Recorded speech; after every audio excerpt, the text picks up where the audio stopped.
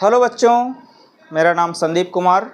आज हम लोग क्लास 10th का रियल नंबर्स का एक क्वेश्चन डिस्कस करेंगे जो कि बड़ा फेमस क्वेश्चन है इस टाइप का। Prove that under root two is an irrational number. Prove that under root 2 is an irrational number. कैसे करेंगे इसको, आइए देखिए।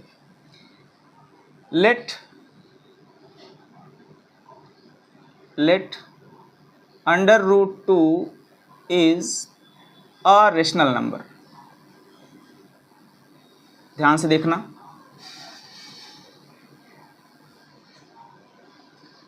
अगर ये रेशनल नंबर है बेटा तो हम इसको p/q के फॉर्म में लिख सकते हैं, जो रेशनल नंबर की डेफिनेशन होती है, और जिसमें आपको बताना पड़ेगा p एंड q आर को प्राइम इंटीजर।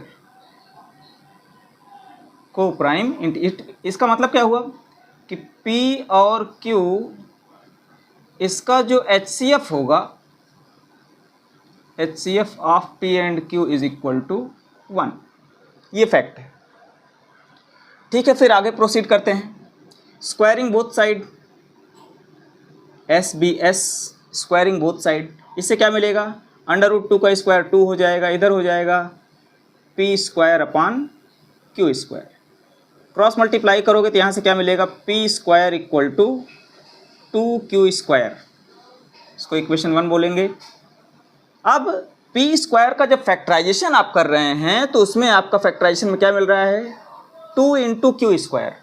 इसका मतलब होता है कि 2 is factor of p square, और 2 क्योंकि प्राइम नंबर है इसलिए आप कह सकते हो 2p का भी फैक्टर होगा।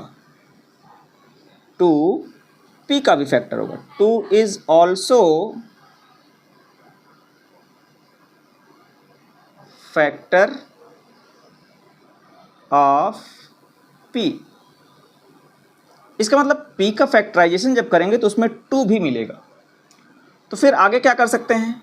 तो हम ये लिख सकते हैं, late p equal to 2m, और ये वाली वैल्यू जो p इक्वल टू 2m है इसको इक्वेशन नंबर 1 में पुट करेंगे तो लिखेंगे फ्रॉम इक्वेशन 1 हम लिख सकते हैं 2m square is equal to 2q square. अच्छा, यहाँ बता देना where m is natural number, ऐसा कह सकते हैं आप।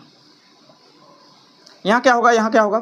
4m square equal to 2q square. Simplify करोगे यहाँ से लिख सकते हो q square equal to 2m square. Okay, अब यहाँ देखते हैं, जरा देखो, यहाँ देखते हैं।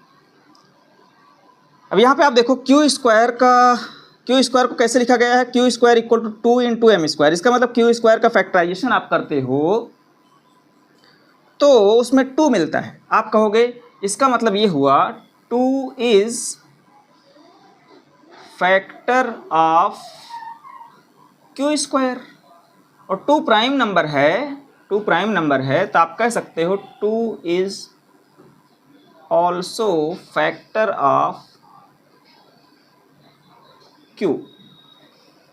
अब आप देखिए, आपका जो अजम्पशन था कि p और q का HCF 1 होगा, यानी 1 के अलावा इन दोनों को एक साथ कोई नहीं काट सकता। और यहाँ देखो दिख रहा है क्या?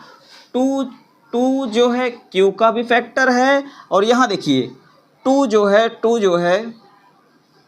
p का भी फैक्टर है, 2 जो है q का भी फैक्टर है। इसका मतलब 2 जो है p का भी फैक्टर है, q का भी फैक्टर है। इससे साबित हो रहा है कि 2 इज कॉमन फैक्टर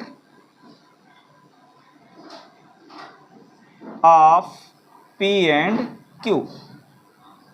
तो इससे हमारी अजम्पशन जो है ये गलत हो गई। हमारी अजम्पशन क्या थी? p और q क्या है? को प्राइम। और यहाँ दिख रहा है कि p और q का एक कॉमन फैक्टर है 1 के अलावा, जिसका नाम है 2। तो आप बोलोगे यहाँ पे here is here is contradiction, ये वर्ड यूज करना पड़ता है। Here is contradiction. कॉन्ट्राडिक्शन मतलब जो आपने बात कही थी वो गलत साबित हो गई, इस बात का कॉन्ट्राडिक्शन हो गई। Here is contradiction. किस बात का कॉन्ट्राडिक्शन? P और Q को प्राइम थे, इस बात का कॉन्ट्राडिक्शन हो गया। फिर यहां क्या बोलोगे? Therefore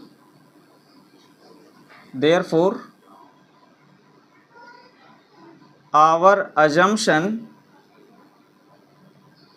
assumption is wrong.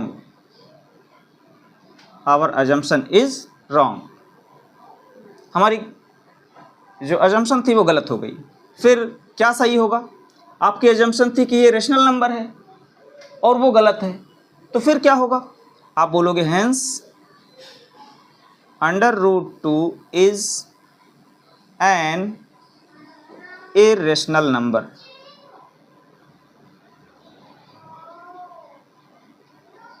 Irrational number prove हो गया कि √2 क्या है?